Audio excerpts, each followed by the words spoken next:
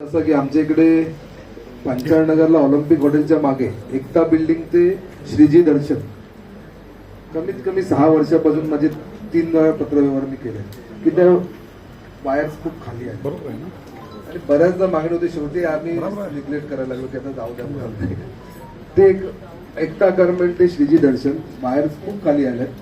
Pole पण म्हणजे अगदी ते जवळजवळ 50% ते पोल वाकलेले आहेत श्रीजी दर्शनच्या समोरची.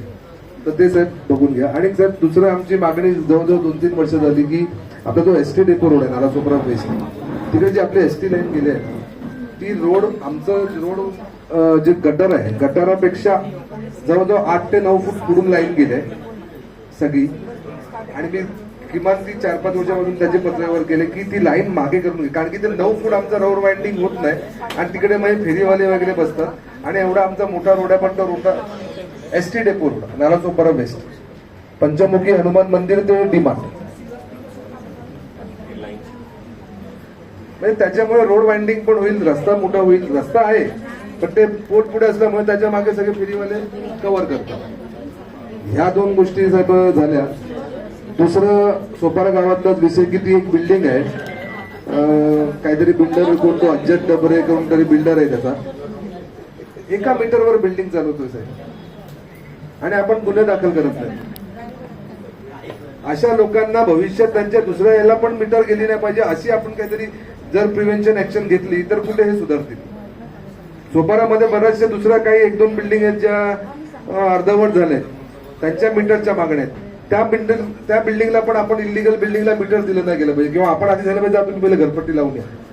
शेवटी आम्हाला कळतं की मागेल त्याला वीज देणं हे शासनाचं धोरण आहे, पण अशा ज्या इलिगल ऍक्टिव्हिटी आणि आज महापालिका म्हणून जर आम्ही इलिगल ऍक्टिव्हिटी म्हणजे इलिगल कन्स्ट्रक्शन बंद करण्याच्या मार्गावर तिकडे जर तुमची आम्हाला साथ मिळाली तर ते 100% आपण तिकडे काम करू शकतो. तर अशा ज्या बिल्डिंग आहेत ज्या इलिगल आहेत त्यांना त्यातल्या त्यात मीटर द्यायला लावू नका. पण आपली लोक सांगायला वाईट वाटतं, आपली लोक तिकडे कमिशन जास्त मिळतं म्हणून त्यांना पहिले लागतं. आमच्यासारख्या बिल्डरनी लिगल ओसी घेतलेल्या बिल्डिंगला मीटर लेट लागतात, पण त्यांचं मीटर लवकर लागले जातं. अशा ठिकाणी त्यांच्याकडे परमिशन्स आहेत का बिल्डिंगच्या शासनाच्या, तर त्याच्यावर पण नवीन GR आलेला आहे की इलिगल बिल्डिंगला मीटर नाही द्यायचंय, त्याप्रमाणे ते मीटर बंद करा, नका देऊ. आणि हे जे तो 5 माळ्याची बिल्डिंग कोणता एरिया आहे शकर मोहल्ल्यामध्ये ज्यांनी 1 मीटरवर गेले त्यांच्यावर गुन्हे दाखल झाले पाहिजेत साहेब.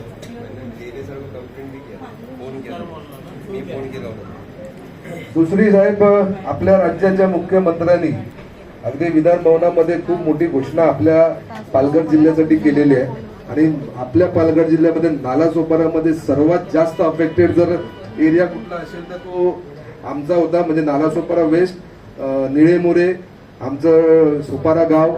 तर साहेब इकडचं आपण एक जॉईंट विजिट ठेवली. आपण शेवटी बोलून कामं झाली पाहिजेत, फॉलोअप घेतला पाहिजे, तुमच्या अडचणी आम्ही समजून घेतल्या पाहिजेत. स्कीम आहे, पैसे नाही आहेत, काय आहेत, तर साहेबांनी आपल्याला मुख्यमंत्र्यांनी एवढी घोषणा केली आहे, त्याच्यात जे काही पैसे येणार आहेत तर आमचे सर्व ट्रान्सफॉर्मर डीपी आपण एक जॉईंट व्हिजिट घेऊया. आपलं जे काय आधार तिथे करायचं तर आम्ही सगळे 100% आपल्याबरोबर करू. पण तुम्ही या जॉईंटली आपण फिरलो तर थोडंसं ते काम करायला इझी पडेल. निळेमोरे आमच्या एरियामध्ये 7 फूट पाणी, 7 फूट जबाबदारीने बोलतो. तिकडे काय सिस्टम काम करणार, तुमचं MSCB कोण काम करू नये. तुमच्या सर्व कर्मचाऱ्यांचं म्हणजे कौतुकच आहे, त्यांनी खरंच खूप चांगलं काम केलं. पण काही ज्या अशा अडचणी आहेत, काही बिल्डिंगचे आमचे त्या दिवशी आपली महापौरांसमोर थोडीशी चर्चा झाली, म्हणजे थोडीशी माहिती तुम्हाला देतो. साहेबांनी सांगितलं की ते साहेब स्वतः परत सांगतील की जे बिल्डिंगचे मीटर्स खाली आहेत त्यांनी जर टेरेसवर वगैरे जरी ते नेले किंवा वरती नेले तर तिथपर्यंत केबल साहेब बोलले की आम्ही तुम्हाला देऊ. ते बाकीचे फिटिंग तुम्ही करायचे, बाकी मीटरचे फिटिंग पण ते म्हणजे त्यांच्या स्कोप मधलं काम सोडून सगळं काम तुम्ही करून दिलं की त्यांच्या स्कोपचं काम ते सगळं करून देणार आहेत. ती माहिती पण आपण आपल्या जनतेला दिली तर जे 2-4 बिल्डिंगमुळे अख्खा एरिया अफेक्टेड होतो तो होणार नाही. त्याच्यावर पण साहेब तुम्ही नंतर बोलताना थोडीशी माहिती द्या. पण साहेब माझं एवढंच म्हणणं आहे की नालासोपारा वेस्टला जर जॉईंटली आपण थोडंसं फिरलो तर आपल्याला ऍक्च्युअल कुठली खरंच गरज आहे ती करता येईल. एक आमचा एसटी डेपोच्या एसटी लाईनचं बोललो ते, आणि आमच्या वेस्टचा प्रॉब्लेम काय की आमच्या 1 किलोमीटरच्या पेरिफेरीमध्ये 6 शाळा आहेत. इकडून जा तिकडून जा सगळीकडनं जिकडे पण ट्रान्सफॉर्मर आजूबाजूला शाळा येतेच, तर त्यांना कव्हर कसं करता येईल ते पण आपण बघूया. आपल्या डीपी किती वरती करता येतील ते आपण बघूया. एक जॉईंट मिटिंग जर विजिट आपण साहेब दिली आपल्या वेळेनुसार तर आपण 100% ती करूया. सर्व मागण्या तर सांगितलेल्या आहेत. एक छोटस मला फक्त म्हणजे मी मध्ये बोलतो आपण त्याच्यावर बोलणार आहोत. सर मी 2 2BHK वाल्या फ्लॅटमध्ये जॉईंट मध्ये राहतो. एका साईडच्या फ्लॅटला 4,200 3,800 या ॲव्हरेजला बिल येतं आणि माझ्या साईडला आज सकाळी मी गुगल पे केलंय 2 महिन्याचं बिल भरलं 29,000. एक 15,000 आलं, एक 14,000 आलं. साहेब माझ्या आणि स्वयंपाकघर फ्रीज हे सगळं 4,200 वाल्या साईडला आहे. माझ्या साईडला एकाच्या बदले 2 AC चालतात, ह्या साईडला 1 AC चालतो. सर म्हणजे एवढा डिफरन्स काय येतो आणि पत्र दिले आम्ही शेवटी भरून टाकतो. आज सकाळी माणूस आलेला त्याच्या ह्याच्यावर गुगल पे करून टाकतो.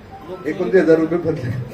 म्हणजे जॉईंट 2BHK आहे. एकाकडे तुम्ही अख्खी हिस्ट्री काढा 4,200च्या आजूबाजूला बिल येतं 4,500 पर्यंत येतं आणि इकडे एका बाजूला 15,000 14,000.